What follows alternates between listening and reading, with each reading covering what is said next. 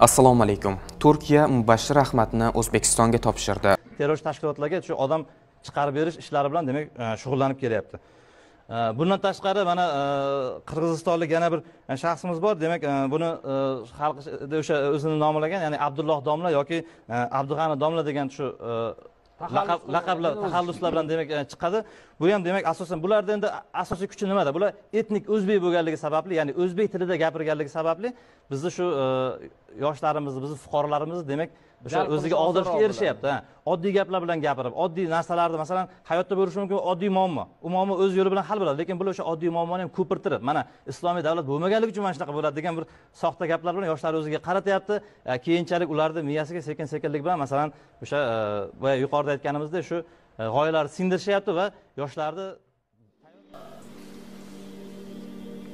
e'tibor bersanglar, biz haqni aytyapmiz degan da'vo bilan ishlarni amalga oshirishgan va shu kungacha mana shu narsa davom etib kelyapti. Mana endi dunyo sahnasida bo'layotgan ishlarni ko'radigan bo'lsak ham, ziyrak qalb egasi, kallasi ishlaydigan odam buni qaysinisi haq va qaysinisi nohaq ajratib oladi, birodarlar. Mana endi birodarlar, zamonamizda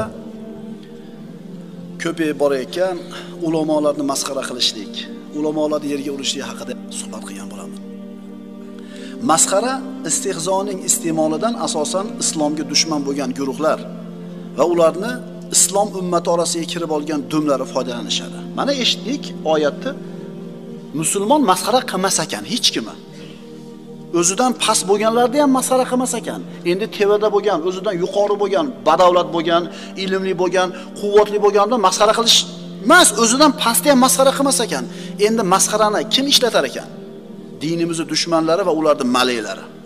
Ular musulmon ulamolarini masxara qilish siyosatini qadimdan amalga oshirib kelishadi. Bu uslub bilan musulmon ummatining qalbida ilm ulug'vorligini ketkazishni xohlaydilar.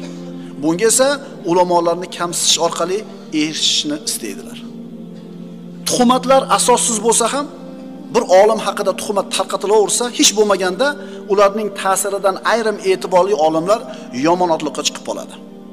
Mana shu uslubni biz ichimizdagi ayrim yoshlarimiz bilib bilmasdan qilyapti, shu ishga qo'l uryapti. Ayrim o'rinlarda ana shu aqli noqis bola faqirlar ochiqchasiga ummat ehtirom qiladigan ulamolarning nomini aytib, xoin, zulm malayi, dinfurush, din monopolisti, shirkka chaqirganga isbot bor, zino va fahshga fatvo bergan isbot bor deb turib ulamolarni yomonlaydi. Masxaralash musulmonning ishi ekanmi? Tuhmat qilish musulmonning ishi ekanmi? E'tibor bersalar, yaqinda chiqqanlar qilyapti mana shu ishlarni. Avvalgilar unaqa bir-birini masxara qilib, bir-birini yomonlamagan. Falonchi olim haqida nima deysiz desa, hay, o'ylab gapir. U juda ham bir oliyjanob odam. Unaqa odamlar yo'q. Qarilar shunaqa der edi. O'zini davridagi olimlarini. Bizda hozir qana bo'lyapti? O'zi tajvidni bilmaydi. O'zi arab harflarini mahrajdan to'g'ri talaffuz qilib chiqara olmaydi. Ammo bu olimlar xatolarini nima qilib beradi? Kimga xizmat qilayotganligini ko'rib qo'ysin mana shu odamlar. Kim foyda topadi ulamolarning hurmatini yerga urishlikdan? Kim? Bu ishlarini ular amalga oshiryapti, aytadiki, biz haqni gapiryapmiz deydi. O'zi hozir aytayotganimizdek, o'qimaganligini, ilmi yo'qligini ochiqchasiga tan oladi-yu, ammo ulamolarni adashganligini aniq aytishadi, haqni bayon qilayotganligini da'vo qilishadi. Qaranglar, hamma o'zini haq deb biladi. Ko'ringlar, payg'ambarimiz sollallohu alayhi vasallam Hunaynda tushgan g'animalarni taqsim qilayotganlarida bir arobiy keldi-da, "Ey Muhammad" dedi sollallohu alayhi vasallam. "Adolat qil" dedi. "Bu taqsimda adolat bo'lmadi" dedi. Senga voy bo'lsin, men adolat qilmasam kim adolat qiladi dedilar Rasululloh. Demak, moyaga johil, arobiy gapirayotganda ham o'zini haq deb gapiryapti-da, to'g'rimi? Uni nazarida nohaqlik bo'lyapti-da. Yoki Umar ibn Xattob roziyallohu anhu o'ldirgan Abu Lula Majusi bu Amiral Mo'mininni qatl qilgan paytda ham to'g'ri ish qilyapman deganda, to'g'rimi? Usmon ibn Affonni qamal qilishib olib, 80 dan o'tgan oqsoqolni, Rasulullohdan jannatni bashoratini eshitgan, Rasulullohning ikkita qizga uylangan kishini chopib qatl qilayotganda ham nima degan? Haq ishni qilyapmiz biz degan. Ali ibn Abi Talib bilan birga bo'lgan qorilar, havorijlar mana keyinchalik. Ali ibn Abi Talib bilan birga chiqishdi. keyingi tahkim masalasidan keyin Muaviya ibn Abu Sufyonni ham, Ali ibn Abi Tolibni ham kofir deyishdi. Bular ham nima deyishgan? Biz haqni aytyapmiz deyishgan.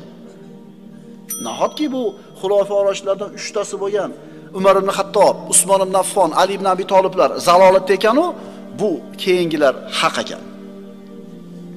Biz o'sha ishni qilayotgan odamlar haqida aytamizki, ularni gapirayotgan gapi, qilayotgan ishini ularga hech qanday zarari yo'q. Ular fitna urug'ini, fitna o'tini biz yurtimizga yaqib qo'ysa, tashqaridan chapga u tashqarida ular. E'tibor bersanglar, biz haqni aytyapmiz degan da'vo bilan ishlarni amalga oshirishgan va shu kungacha mana shu narsa davom etib kelyapti. Mana endi dunyo sahnasida bo'layotgan ishlarni ko'radigan bo'lsak ham, ziyrak qalb egasi, kallasi ishlaydigan odam buni qaysinisi haq va qaysinisi nohaq ajratib oladi, birodarlar.